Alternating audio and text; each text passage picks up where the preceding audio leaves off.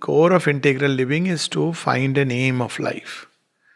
A life which is without an aim is a purposeless life. It's open to all kinds of forces and suggestions because there is no purpose to it. It's drifting.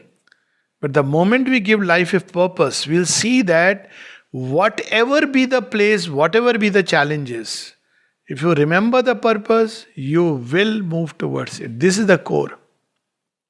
And that purpose can't be, I have a purpose in life. What? I want to become a big doctor. No, that's not a purpose of life. That's only a job. Purpose of life is, it could be an idealized mentality which human beings have, an ideal of truth, of love, of beatitude, a state which is full of peace. That can be a purpose. Finding the divine purpose, finding the immortal soul purpose. It's something intrinsic. So once we give life a purpose, it serves to navigate us through everything.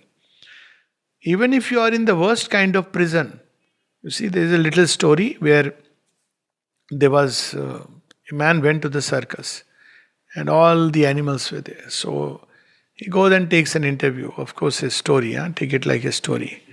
Hello, parrot, how are you? Oh, I'm great, doing great. What are you doing great? See, I'm moving this cycle. And so every day I do this much cycling and they give me so much of food to eat. But you were meant to fly and say some mantra. I am enjoying life. And then he goes to all the animals and they are doing all these things which is so unnatural to animals. But they are doing it because they are being fed. And then he asks the animals, but don't you feel you are like a prisoner to human beings? It doesn't matter. Who will make effort in the jungle? We are being given food in time, that's enough. That's all we want.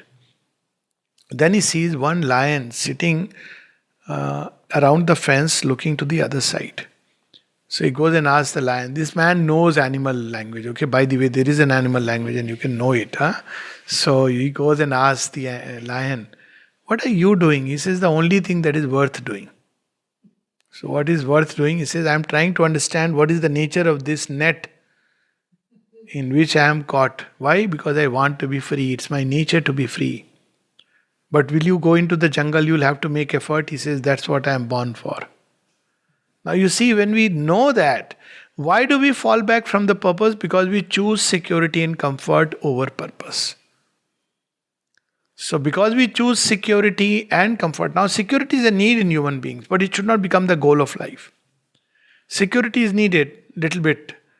But if you say security is the goal of life, then even 100 crores rupees cannot make you secure for a very simple reason.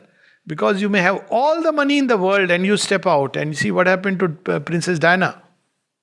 Paparazzi died so suddenly, so swiftly. And not one, so many instances like that. Money can never give security. Security comes from inside, from the feeling, from the faith. Security comes from faith that there is a divine presence within us, and if I trust it, it will take me through everything. But where are we going? It is important. The only question we must remind ourselves every day is, which direction I am moving? Where am I going? Where am I supposed to reach? If you remember it, even if your hands and feet and lips are tied in a prison, a way will be figured out for your escape. And I am not talking of just outer prison, but the inner prison, which is far more dangerous. But if you forget it, you may be in an ashram where all the things are there to make your life evolve. But you may say, oh, wonderful. Now I have everything. I have food to eat. I have nice swimming pool. Everything is there. So I don't need to make a progress. So this urge for progress, the aim of life, that is what is the core of integral living. Life is constantly in motion.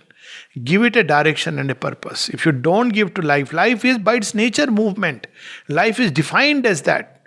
There are two things which define life: movement and expansion. So expansion is widening, expansion of consciousness, growth of consciousness. Movement needs a direction. Otherwise life will move. It will move any which way. It will move pushed by, like a football, by 10,000 forces all around. So we may choose to let it flow like that, drift like that, and be happy till we fall down back to the dust, or we give it a purpose. So this is the core of integral living. that give it a purpose, and what better purpose than the divine, the greatest discovery, the highest adventure. If we give it that purpose, then we will forever feel young.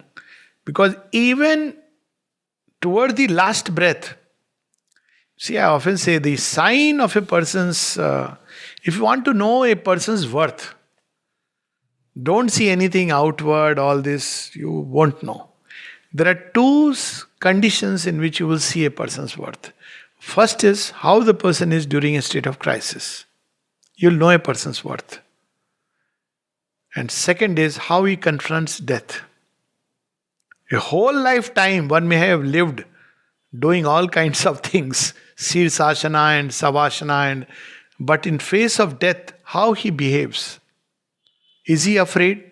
Is he trying to desperately hold on to something, cling to something, clutch at something, material outward to save himself? That life has been very, very ordinary. But the extraordinary life is that when death comes, you simply say, wait.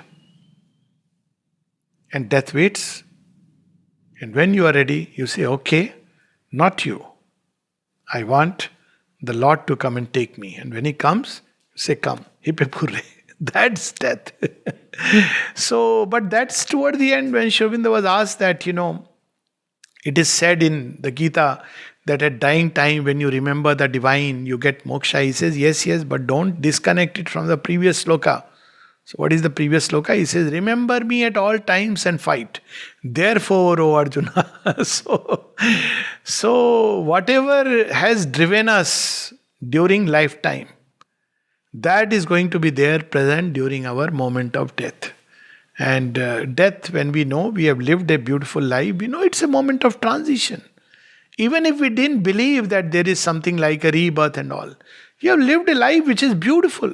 Not for selfish reasons, not just in a mean way, only looking after what I am getting from life, but given generously. How beautiful it would be when the body falls and, whatever else may happen. I'm saying in the widest possible way. Of course, there is the soul, there is rebirth, but even if you bring nothing, to lead a beautiful life means when the moment comes of transition, you are ready and you say, come, here I come. You decide, you pick and choose.